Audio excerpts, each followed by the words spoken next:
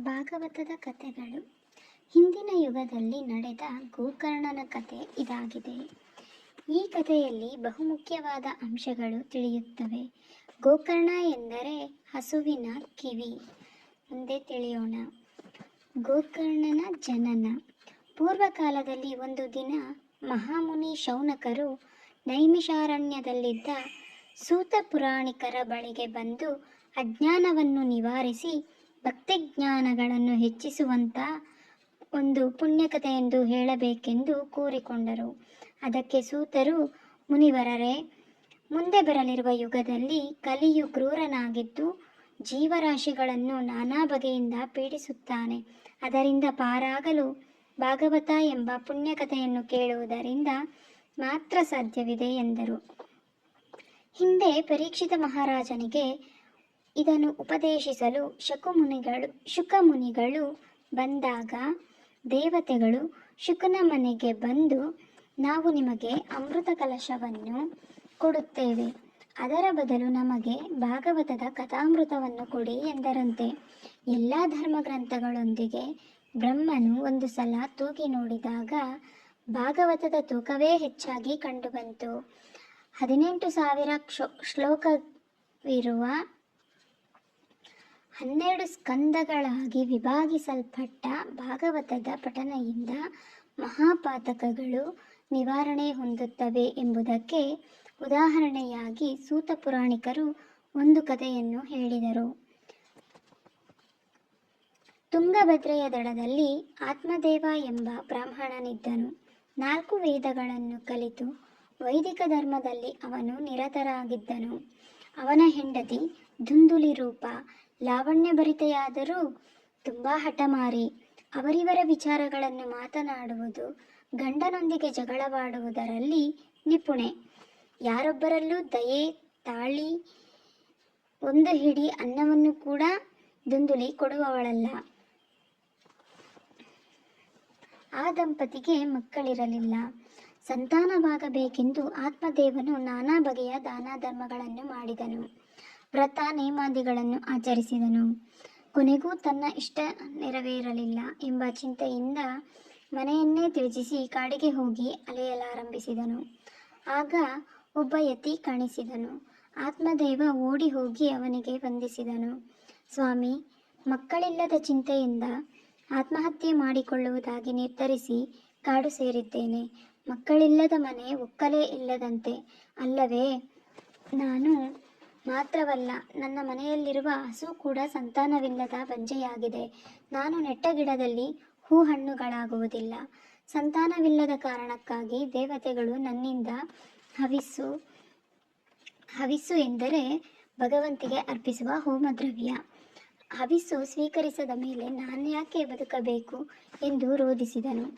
ಅದರಿಂದ ಯತಿಯು ಆತ್ಮದೇವನ ಮೇಲೆ ಕನಿಕರ ತಾಳಿ, ಅಯ್ಯ, ಜ್ಞಾನದೃಷ್ಟಿಯಿಂದ ನೋಡಿದರೆ ಇನ್ನೂ 7 ಜನ್ಮಗಳವರೆಗೆ ನಿನಗೆ ಮಕ್ಕಳಾಗುವ ಯೋಗ ಇಲ್ಲ. ಸಂತಾನಕ್ಕಾಗಿ ಅಷ್ಟೊಂದು ಹಂಬಲಿಸಬೇಡ. ಸಗರ ಚಕ್ರವರ್ತಿಗೆ 60,000 ಮಕ್ಕಳಿದ್ದರೂ ಅವರಿಂದ ಸುಖ ಸಿಗಲಿಲ್ಲ ಎಂದು ಬಹುವಿಧವಾಗಿ ನೀತಿ ಹೇಳಿದನು. ನೀತಿಯ ಮಾತುಗಳು ಆತ್ಮದೇವನಿಗೆ ರುಚಿಸಲಿಲ್ಲ. ಮಹಾತ್ಮನೇ, ನನಗೆ ವಿವೇಕ ಬೋಧನೆಗಳೇ ಬೇಕಾಗಿಲ್ಲ.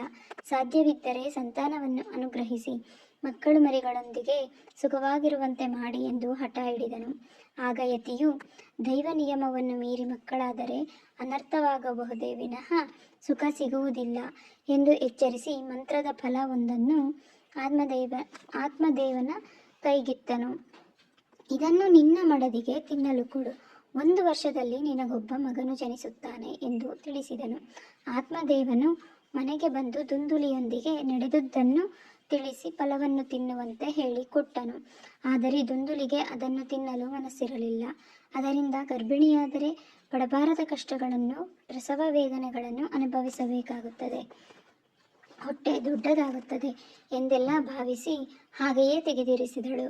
ಆದರೆ ಸಂತಾನಕ್ಕಾಗಿ ಹಂಬಲಿಸುತ್ತಿರುವ ಗಂಡನಿಗೆ ಏನು ಹೇಳಲಿ ಎಂದು ಚಿಂತೆಯಿಂದಿದ್ದಳು. ಆಗೊಂದು ದಿನ ದುಂದುಲಿಯ ತಂಗಿಯು ಅವಳ ಮನೆಗೆ ಬಂದಳು.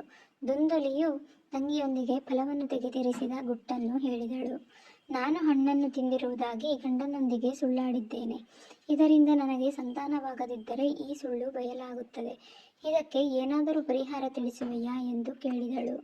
ಅದಕ್ಕೆ ತಂಗಿಯು, ಅಕ್ಕ, ಚಿಂತಿಸಬೇಡ. ನಾನು ಈಗ ಬಸುರಿ. ನೀನು ಬಸುರಿಯಂತೆ ನಟಿಸುತ್ತಾ ಹೊರಗೆ ಬರದೆ ಒಳಗೆ ಇದ್ದುಕೋ.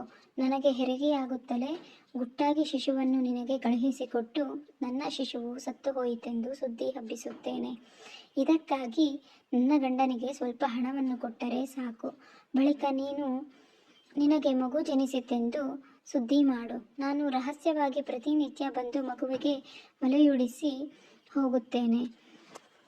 ಹಿರಿಯು ಕೊಟ್ಟ ಮಂತ್ರದ ಹಣ್ಣನ್ನು ಹಟ್ಟಿಯಲ್ಲಿರುವ ಬಂಜೆ ಹಸುವಿಗೆ ತಿನ್ನಿಸಿಬಿಡು ಎಂದು ಉಪಾಯ ಹೇಳಿಕೊಟ್ಟಳು. ಆ ಉಪಾಯವು ದುಂದಲಿಗೆ ಸಮಂಜಸವೆನಿಸಿತು. ತಂಗಿಯನ್ನು ಆಲಂಗಿಸಿ ಅಭಿನಂದಿಸಿದಳು. ಆಗಲೇ ಫಲವನ್ನು ತೆಗೆದುಕೊಂಡು ಹೋಗಿ ಹಸುವಿಗೆ ತಿನ್ನಿಸಿ ಬಂದಳು.